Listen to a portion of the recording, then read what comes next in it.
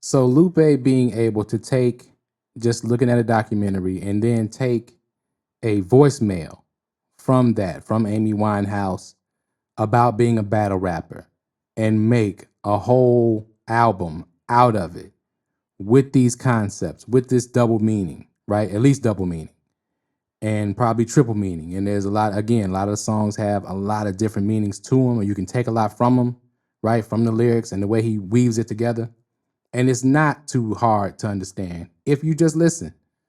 It's not too complicated. You know, years ago he had the thing, it was kind of a thing where you need to dumb it down. And no, we just need to step up as hip hop fans and really listen. And that's why I'm doing this. And that's why a lot of other people do it, because it's fun to examine and it helps us all, really, to be able to examine things. It can increase your own personal mental acuity and sharpness, and you can learn from the artist's experiences through their creativity and their creations. And at the end of the day, that's what enjoying these art forms really is all about. So let's continue.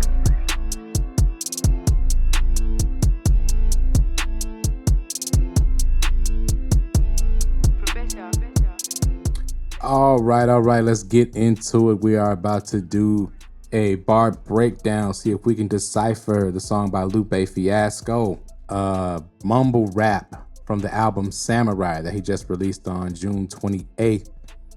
And I want to read what he said about the album first before we get into it. So the post goes, Samurai in 5, a loving and living portrait to and of one of my favorite artists, Amy Winehouse. I've done many portraits of people I admire over the years, some public and some private. This one took on a life of its own and became an album. Looking forward to sharing it. So that right there does give us some guidance in listening to this album and where Lupe is going. Lupe normally has at least 2 and 3 different meanings to the records that he makes. So, and you have to really dig into the lyrics and really listen, as you do and you should be doing with most high-level MCs.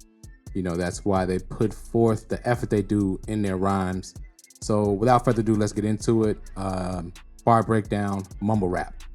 So he starts it off, we're waking up with a song on our heart. To make it clear, I think that we should take it from the start. Walk past an old man laying in the park. He was talking to himself, but he was saying something sharp. She found herself drawn to the vibe of his remarks. The resonations called her like blood to a shark. Okay, so I think starting off, you can take the first couple bars as being drawn to inspiration in a dream, right? And then the old man can be seen as representing a lot of things. All right. So the old man laying in the park, right? There's a reason he says that. It's not just a rhyme. The old man could be seen as a metaphor for alcohol or alcohol use in general, right? So when you're trying to find inspiration, a lot of times as an artist, you turn to some sort of substance to help jolt that inspiration, so to speak, right? Because he says he was saying something sharp, okay? When you drink alcohol, what does it do? It stings, right? Or it burns. But also, the old man could be a metaphor for hip hop, right? Because he was saying something sharp, right? Laying in the park. So, you know, most freestyles and ciphers and things like that take place in a park. Also, it could be a metaphor for jazz, right? He uses jazz instrumentation throughout the whole album. Definitely on this track, it's very clear. So, and Amy Winehouse was inspired by jazz music in a lot of ways. He had an old school type music. So the old man could be all 3 of those things. And I think in totality, when you go through this section of bars here, that's what he's saying. He's explaining her waking up from a dream with inspiration. And all 3 of these things can be seen as inspirations to her.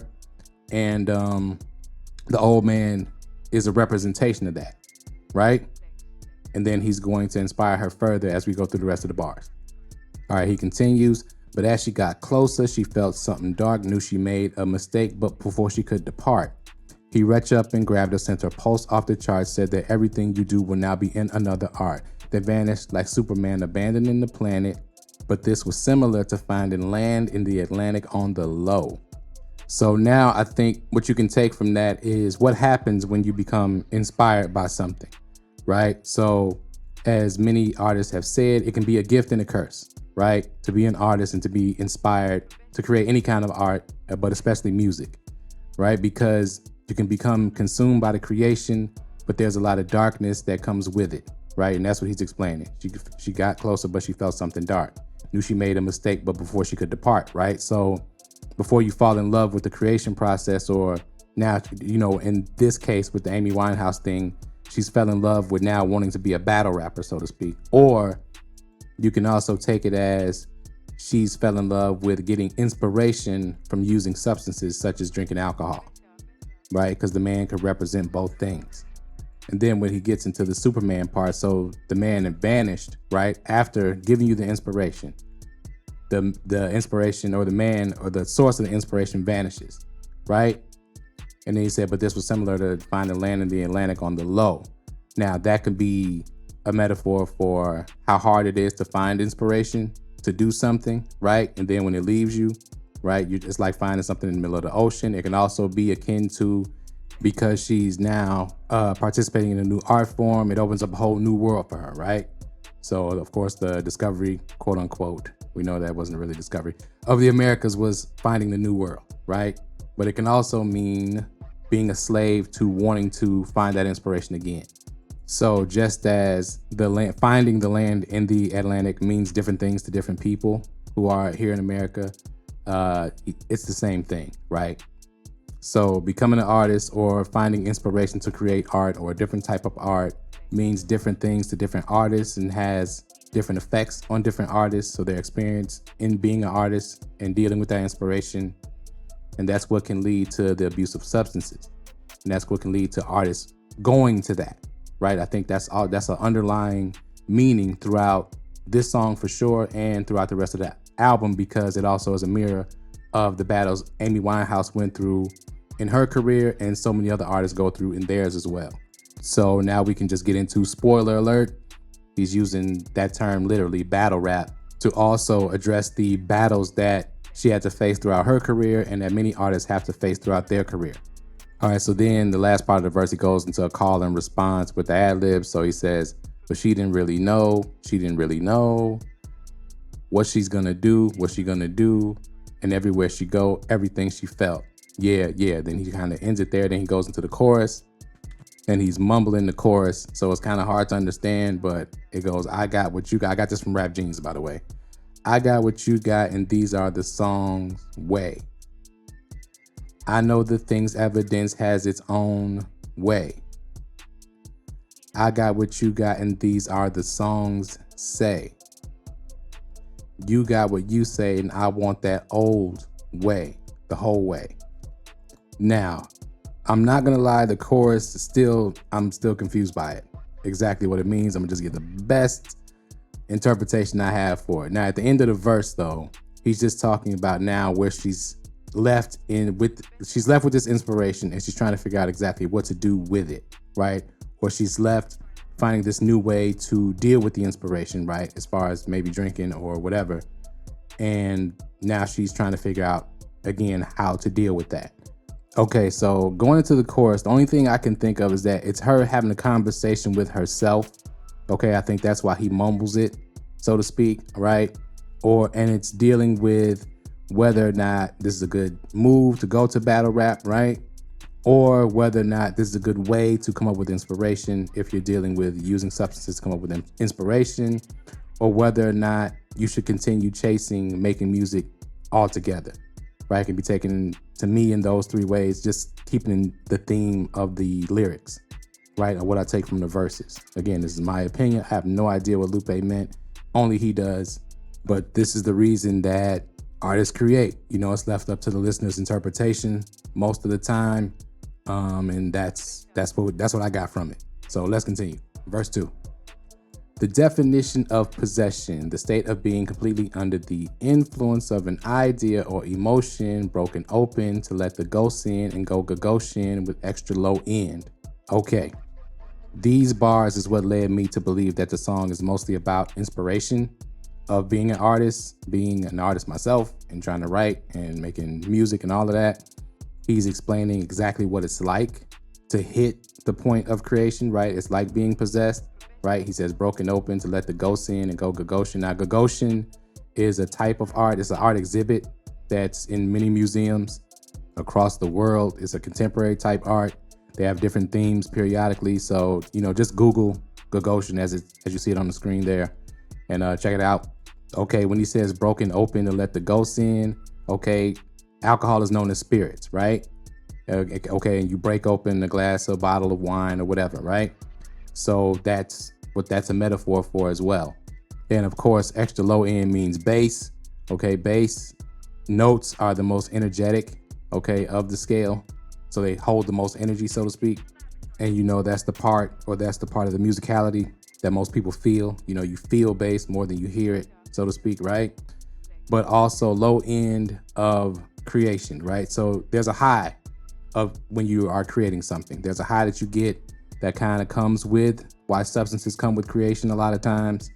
And then there's a drop off, okay? Just like when you use substances or you get high off anything, when you're high off creating and then you're searching to find inspiration again, that's the low end of creating art. So it could mean both of those things. Not sure if it does, but let's continue. So it goes, now let's return to the scene, surreal and sent to chill and kind of burned at the seams. It seems that real life had really turned to a dream, but what exactly has she really learned from the ling? That's from Earth, or maybe it's not. Maybe she just received a curse, or maybe the plot. Maybe there's something like a birth, or maybe adopt. Now let's stop right there. Now he returns to her actually being in the park after being touched by the old man, right? Or touched by the inspiration, so to speak, right? And her physical reaction to it. And now, again, he's restating the state of confusion, so to speak. Like, what just happened to me? Now, this can describe her after making her first creation, her first song, writing down her first song, or recording the first song, right? That goes back into the Go Gagosian with extra low end, right? Creating art, so to speak, right? It could also go with the first experience of maybe drinking to or using a substance to find that inspiration and creating. Okay, because the word ling, when he says what she's learned from the ling in Chinese can mean sound, like a bell sound, or it can mean spirit or soul. Now, if we talk about Amy Winehouse made soul music for the most part, right? So that's where her original inspiration would come from. So it can be that. Then he uses, of course, wordplay when he says that's from Earth, Earthling. Then he says, or maybe it's not. Maybe she just received a curse, okay? Or maybe the plot. So either this inspiration is a curse, right? Either her changing her career, changing from being a singer to a battle rapper can be a curse because it can be the end of her career. Deciding to use substances for inspiration can also be a curse, or it can be the answer, right? Changing her style of music can be the answer, or finding inspiration through other means can be the answer, right? Then maybe there's something like a birth, meaning a new career or a new source of inspiration, or maybe adopt. Maybe it's a new situation like a child being adopted, but it's not as ideal as being born into a family. So now in the third verse, he continues, or maybe not a baby at all, as that falls into realms of being intimate, but this feels more significant than that even. In that evening, she felt the difference. The fact speaking had definitely changed in this design, because every time she went to chat, her mouth began to rhyme now. Now on the surface, that last part, right? It means that the inspiration has led her to rap all the time, right? But it also can mean underneath the discovery of alcohol helping the inspiration has slurred her speech and her thoughts. The line, she really felt the difference in the fact speaking, right? That can mean two things. That can mean that now she just rhymes all the time because she's so inspired by it, right? Or it can mean that her speech has become slurred due to her new source of inspiration. Again, going back to the man in the park and his sharp speech, right? Him laying down in the park could just be him being addicted to alcohol, right? That's why he's laying in the park, old man. So now we continue the third verse, and he goes, now everything's a verse, now everything's a line, a lyrical non-stop onslaught of rhymes, the hardcore roughneck bomb drop divine. The sound that is found when the tom-toms combine with the bass and the snare and the kick They fill you with a feeling that just make you wanna spit. And then he emphasizes that. So now on the surface, she's inspired to rap all the time. You know, you spit rhymes, that's what that means. She's rapping battle raps, right? An onslaught, hardcore, roughneck, bomb drop divine, right? But again, now the music can be serving as a metaphor for using any kind of substance or drinking, right? Because he ends it with, they fill you with the feeling, right? The drums, they fill you with the feeling that just make you want to spit. And you know that when you drink, eventually you're going to throw up. And just a side note, the wordplay is totally ridiculous. The rhyme scheme also is ridiculous, but let's continue. Rap a couple bars, move your arms like this. Your hand is a gun and your arms is the clip, let it rip. Don't get hit by the split second Smith & Wesson lips full of hollow tips. Please tell the best on your list that it's death with a kiss. And they gotta swallow fire if they trying to follow this with a style similar to riding around looking for a rest to resist. Ain't no rest for the wit, no recess for the gift. It's like I don't do it for the check or the chip. I protect and predict what the next going to flip. I address, then I rip. Get respect, then I dip. I don't live in the past. I finesse and forgive. So now she's definitely battling, right? She's in the battle. He's describing her battling, right? Somebody. That's what the, you know, if you watch battle rap, all those mannerisms are full of battle rap. But the end part, right? Of course, she's spitting violent bars, right? So to speak, Smith & Wesson lips, right? So she's shooting at her target in the battle rap. But also, if you continue to see the music and the rapping as a metaphor for drinking, it could be a night out drinking. It's the same thing, right? This is death with a kiss, could mean drinking out of a glass or a bottle. Then, and they gotta swallow fire if they're trying to follow this. Now that means either you gotta be spitting heat, right? Heat gotta be coming out your mouth to follow my bars, or of course swallowing fires like swallowing alcohol, because again, it burns.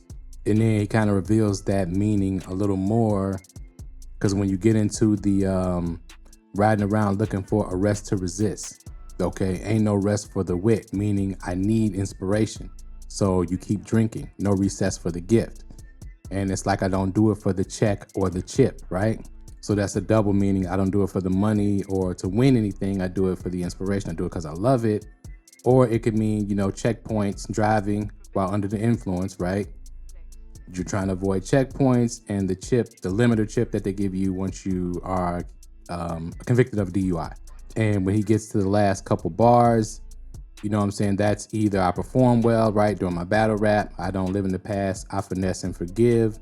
That can also be seen as excusing yourself for using the substance, right? I don't live in the past. I don't think about what I did. I just finesse and forgive. I'm just going forward, right? I'm finessing myself, so to speak, right? And forgiving myself, right? And finessing other people. You know, people say you have a problem, whatever. That's what people do when they're using substances and they feel like they need it for something, right? They finesse and find ways to make it seem like they don't have a problem, but they deny drinking or using the substance, right? So they're finessing other people as well. So that all those lyrics tie into that. So all in all, the whole song is a double entendre. Like almost every verse, every lyric is a double, has a double meaning, or a triple meaning. Again, Lupe knows better than any of us would, but that's what I took from it. And to me, the way he used the voicemail that she had recorded to Salam Remy about becoming a battle rapper and then going into what that would have been like, and then using that also to explain not only what she went through in her own life, but also the art that she used to express herself. Because if you listen to the song Rehab and if you listen to other songs that she made, but especially that song, she clearly talks about her battle with drinking and also why she did it and how it inspired the music, how it goes along with it, and the whole thing. You have to listen to that song. Maybe I'll do a breakdown of that song too in the future.